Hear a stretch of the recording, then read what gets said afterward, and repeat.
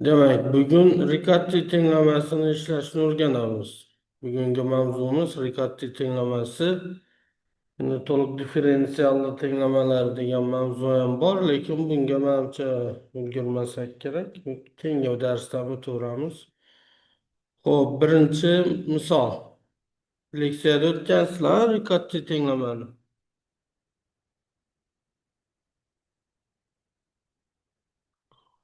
Hurmatli talabalar, eshityapsizlarmi?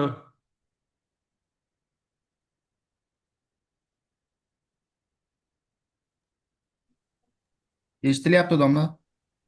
Xo'p, demak, Riccati tenglamasi birinchisi. X kvadrat ko'paytirib y hosila plus xy plus x kvadrat y kvadrat teng 4 degan Riccati tenglamasi berilgan. Shu tenglamani ishlaymiz. Buni umumiy ko'rinishga keltirib olamiz. Ya'ni x y plus x kvadrat y kvadrat tenglikning o'ng tomoniga o'tkazamiz. X kvadrat y hosila barobar minus xy minus x kvadrat y kvadrat plus 4. X teng emas 0 degan shartni qo'yib tenglikni bu tarafiga y hosil oldidagi x kvadratni bo'luv qilib o'tkazamiz va shu yerda alohida yechim tekshiramiz. X 0 ga teng bo'lib biladimi degan savol qo'yamiz. Buning uchun bu x 0 tenglamadagi x ni o'rniga 0 ni qo'ysa 0 barobar 4 bo'ladi. Demak, o'zi x teng 0 degan yechim bo'lib bilmas ekan. Shuning uchun bemalol x teng emas 0 deb bo'luv qilib o'tkazsangizlar, y hosila barobar minus y kvadrat minus 1 taqsim x ko'paytiruv y plus 4 taqsim x kvadrat degan mana bu Riccati tenglamasi berilgan. Mana bu umumiy ko'rinish.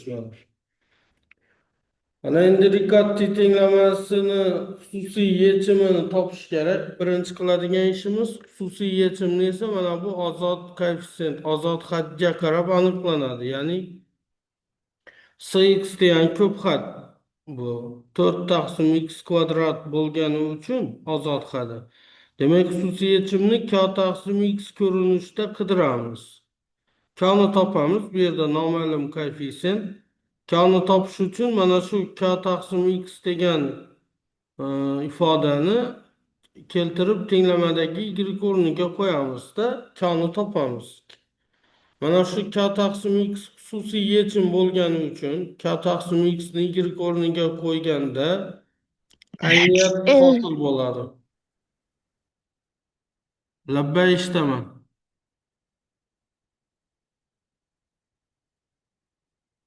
Mana shu ayniyat deb qaraysizlarda kni topasizlar shu yerda.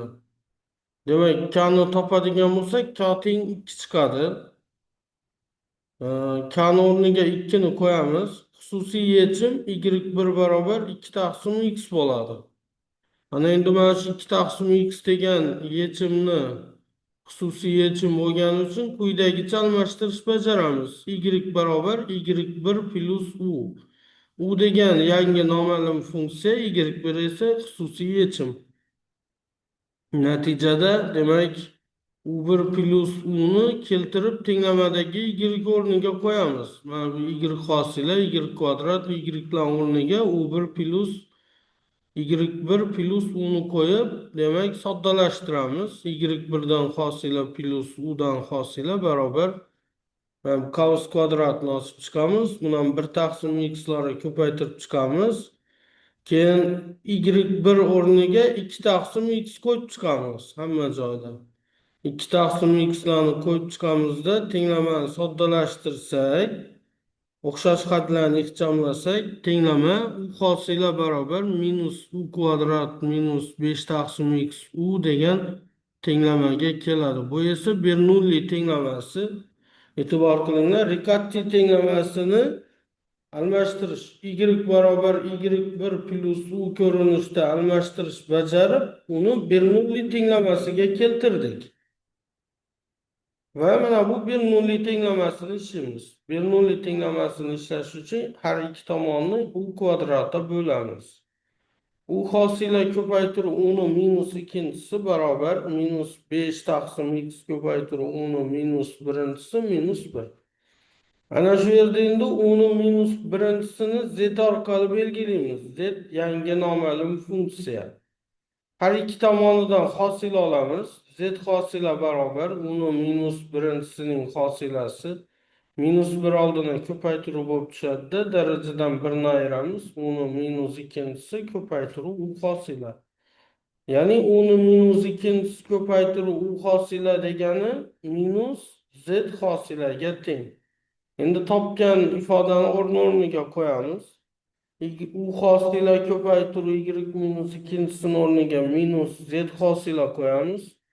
U minus birinchisini o'rniga z ni qo'yamiz. Natijada tenglama mana bu ko'rinishga keladi. Z hosila barobar 5 taqsim x ko'paytiruv z plus 1.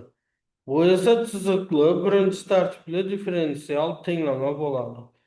Bu tenglamani ishlash uchun Lagranj usulidan foydalanamiz. Ya'ni o'zgarmasni variatsiyalash usuli. Buning uchun biz oldin tenglamani bir jinsli qismini ishlaymiz. Z hosila barobar 5 taqsim x ko'paytiruv z deb olamiz. Bu o'zgaruvchilarga ajraladigan tenglama. Z hosilani dz taqsim dx bilan belgilab olamiz. Belgilamiz. Shunga teng o'zi o'rniga qo'yamiz. Mana tenglikning o'ng tomonidagi z ni chap tomoni bo'luv qilib o'tkazamiz. Chap tomondagi dx ni o'ng tomoni ko'paytiruv qilib o'tkazamiz.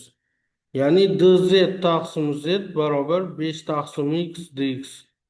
Mana endi mana shu tenglamani har ikki tomonidan integral olamiz. Integral dz taqsim z barobar integral 5 taqsim x dx. Integrallasa dz taqsim z ni integrali ln z barobar 5 taqsim x ni integrali 5 ln x plus ln s qo'shamiz. Va buni logaritm xossalariga ko'ra ln z barobar ln s ko'paytiruv x5. Har ikki tomonni ln ni qisqartirsak z barobar s ko'paytiruv x5. S konstantada. Endi biz bu konstantani noma'lum funksiya sifatida qaraymiz. Ya'ni s'ni o'rniga sx degan noma'lum funksiya qo'yamiz. Natijada z barobar sx ko'paytiruv x5 bo'ladi. Endi biz mana shu ifodani keltirib mana bu yerdagi birinchi tartibli chiziqli differensial tenglamaga qo'yamiz z o'rniga. Buning uchun har ikki tomonidan hosil olamiz.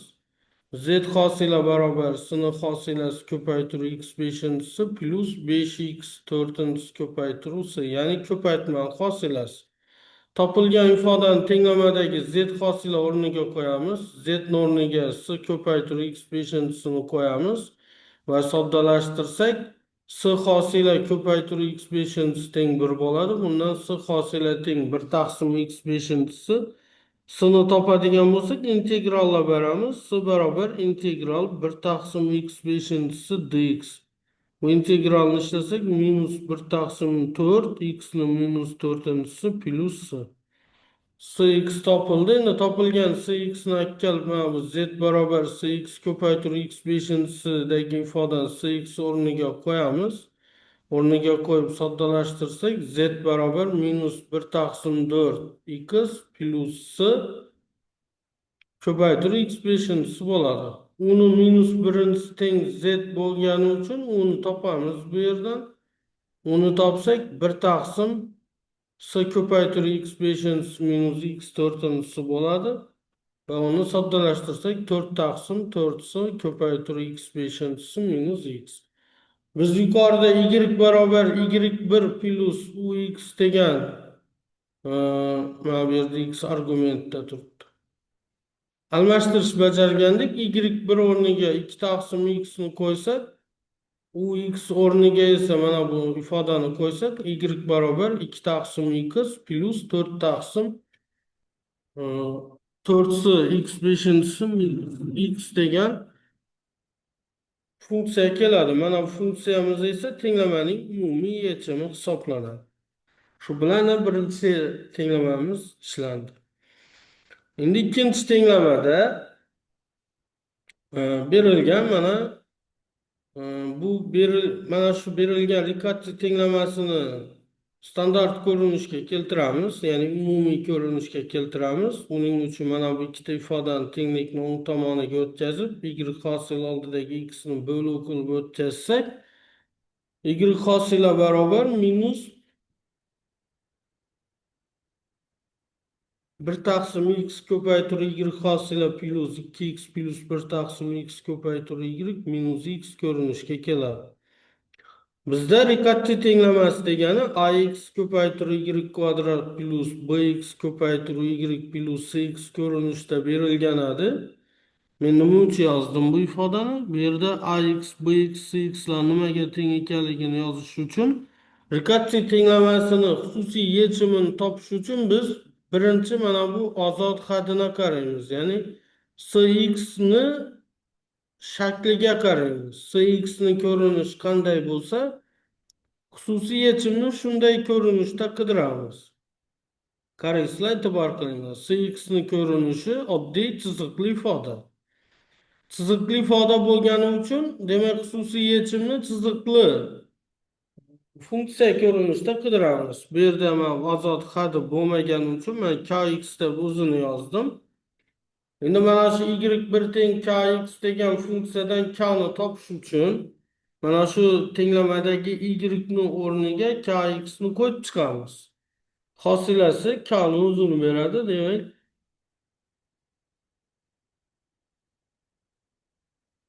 o'rniga qo'ysak, y hosila o'rniga k qo'yamiz, minus 1 taqsim x, y o'rniga kx qo'yamiz, mana bu y o'rniga ham kx qo'ysak, natijada qaranglar, bu xususiy yechim bo'lgani uchun y o'rniga qo'ysak, u yerda ayniyat hosil bo'ladi. Demak, mana bu ayniyatdan k koeffitsiyentni topish kerak. Ayniyatdan k koeffitsiyentni topadigan bo'lsak, k teng 1 chiqadi. Va bu 1ni keltirib mana bu xususiy yechimning formulasi k ni o'rniga qo'ysak, y1 degan xususiy yechim x ga teng bo'ladi. Ana endi biz quyidagi almashtirish bajaramiz. Y barobar y1 plus u bo'lgani uchun almashtirish. Y1 o'rniga x qo'ysak, demak y degani x plus u. U yangi noma'lum funksiya. Mana bu x plus u degan ifodani keltirib mana bu yerdagi y hosila barobar minus 1 taqsim x degan mana shu tenglamaga qo'yamiz. Y o'rniga x plus uni natijada mana bunday ko'rinishda tenglama keladi. Buni ham soddalashtirib yozsak, u hosila barobar 1 taqsim x ko'paytirib u minus 1 taqsim x u kvadrat degan Bernoulli tenglamasi kelib chiqadi. Ana endi mana shu Bernoulli tenglamasini ishlaysizlarda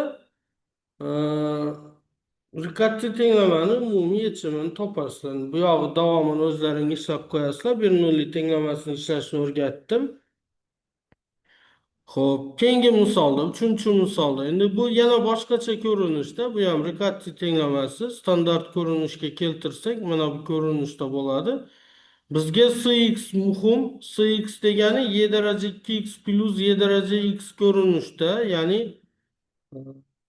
demak, endi cx ni ko'rinishi y daraja 2x plus y daraja x bo'lgani uchun xususiy yechimni y daraja kx ko'rinishda qidiramiz. Mana shu y daraja kx ni keltirib tenglamani o'rniga qo'yib chiqsak, ayniyat hosil bo'ladi va mana shu ayniyatdan k ni topamiz. K ni topsak, endi bu yerda ayniyat ekanligidan foydalanib mos koeffitsiyentlarni tenglaymiz. Natijada k teng 1 chiqadi. Natijada bizning xususiy yechimimiz k ni o'rniga 1 ni qo'ysa, y barobar minus y daraja x, y1 barobar y daraja x degan xususiy yechim. Ana endi biz y barobar y1 plus u degan almashtirish bajaradigan bo'lsak, y barobar y daraja x plus u degan almashtirish qilamiz. Bu y daraja x plus u ni keltirib tenglamani o'rniga qo'yib tenglamani soddalashtirsak, y hosila barobar u kvadrat degan tenglama keladi ekan. U hosila barobar u kvadrat. U esa noma'lum funksiya. Mana bu yerda u hosila degani du taqsim dx barobar u kvadrat. O'zgaruvchilarga ajratamiz.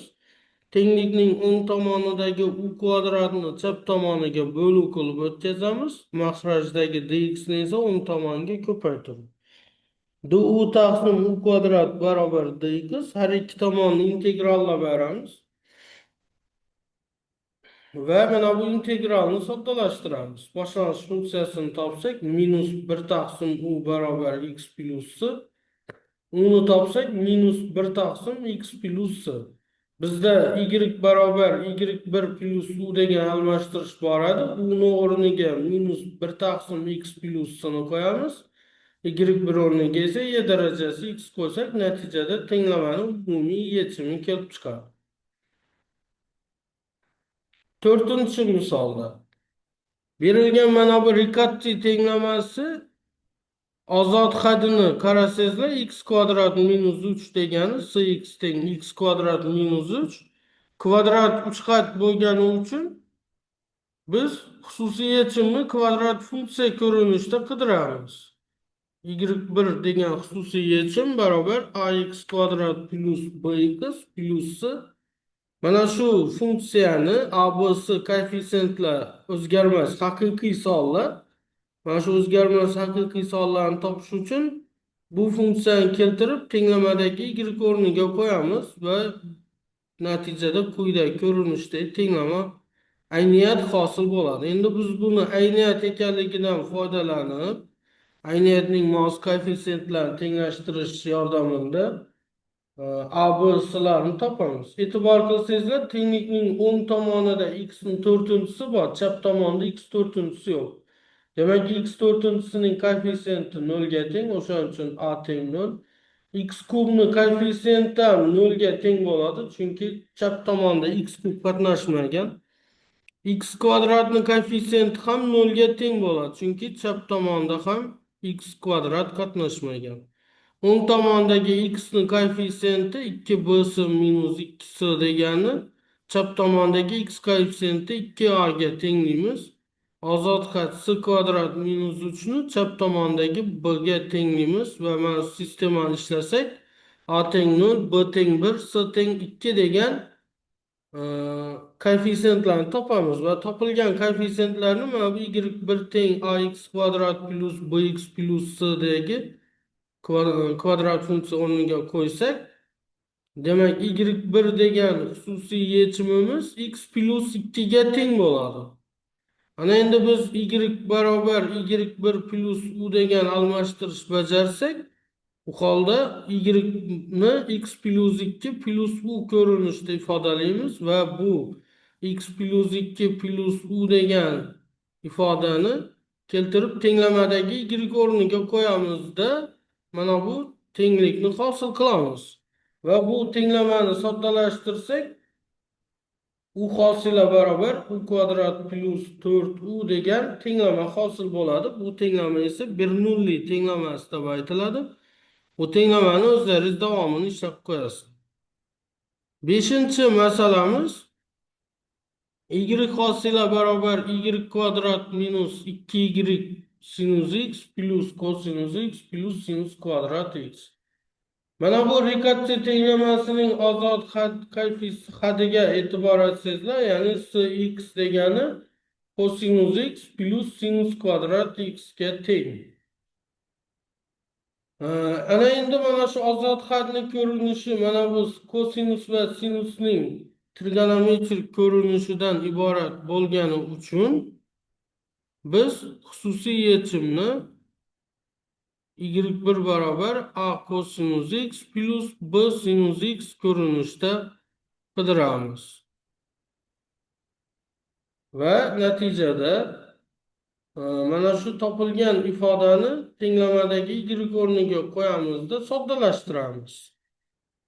Soddalashtiradigan bo'lsak, a cosinus x plus b sinus x ning hosilasi barobar a cosinus x plus b sinus x ning cos kvadrat minus 2 a cosinus x plus b sinus x ko'paytiruv sinus x plus cosinus x plus sinus kvadrat x.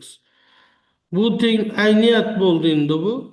Chunki bu xususiy yechim edi. Xususiy yechimni demak tenglamadagi y o'rniga qo'ysak, ayniyat hosil bo'ladi. Mana shu ayniyatni soddalashtiramiz. Soddalashtirish natijasida mana bu minus a sinus x plus b kosinus x barobar degan ayniyat hosil bo'ladi. Bu ayniyatdan foydalanib mos koeffitsiyentlarni tenglashtiradigan bo'lsak, a teng 0, 2a b minus 2a teng 0, b kvadrat minus 2b plus 1 teng 0, b teng 1 degan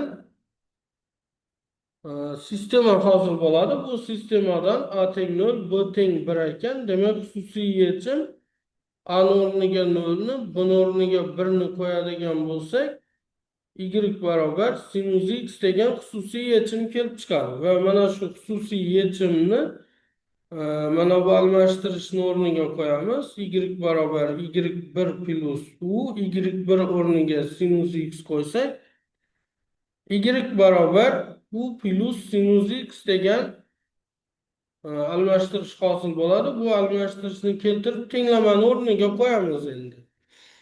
Demak, tenglamadagi y o'rniga u plus sinus x qo'ysak, u plus sinus x ni hosilasi barobar u plus sinus x ning kvadrati minus 2 sinus x ko'paytiruv u plus sinus x plus cosinus x plus sinus kvadrat x. Tenglamani soddalashtiradigan bo'lsak,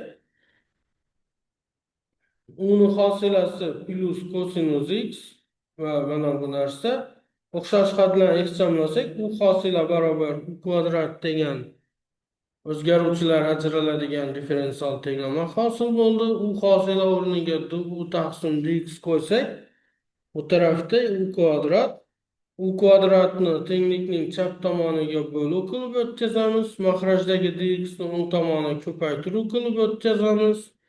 Du taqsim u kvadrat barobar dx. Har ikki tomonni integrallab beramiz. Integral du taqsim u kvadrat barobar integral dx. Va endi bu tenglamani ishlaydigan bo'lsak, integrallasak, minus 1 taqsim u barobar x plus c. Bundan uni topsak, u barobar minus 1 taqsim x plus c va yuqorida biz xususiy yechim topib qo'yibmiz. Mana bu y barobar y1 plus u ni o'rniga mana bu yerda y1 o'rniga sinus x qo'yamiz. U ni o'rniga esa mana bu topilgan minus 1 taqsim x plus c ni qo'ysak, y barobar sinus x minus 1 taqsim x plus c degan mana bu demak funksiya kelib chiqadi. Bu funksiyamiz esa tenglamaning umumiy yechimi bo'ladi. Hurmatli talabalar, eshityapsizlarmi?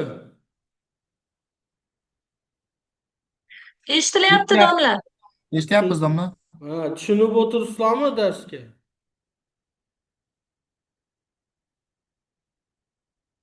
Ha ha Ha, normal tushunyapmiz. qarab tushunib boryapmiz. Domla. Qaranglar, bugungi rekapitulyatsiya tenglamasiga bag'ishlangan darsimizni misollarini tushuntirib bo'ldim. Agar tushungan bo'lsangizlar yaxshi, tushunmagan bo'lsangizlar alohida lichkamga yozib so'rashlaringiz mumkin. Yana qaytadan tushuntiraman erinmasdan. Endi mana shu yerda misollar bor. Masalan, misollar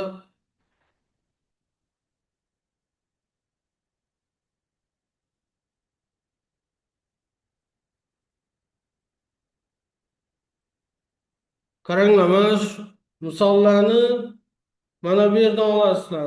Mana shu yerda rekapitulyatsiya 284 dan boshlab ishlab ko'rasizlar. O'zlaringiz mustaqil ravishda mana shu joydan men 5 ta misol tanlab olib ishlab tushuntirib berdim. Qolganlarini o'zlaring bir yana mustaqil ishlab ko'rasizlar. Agar tushunmasangizlar so'raysizlar. Bu kitobni men gruppaga, Telegram guruhiga tashlab qo'yibman. Shu yerdan topasizlar buni. Agar savol bo'lsa beringlar, bo'lmasa dars tugataman shu joyda.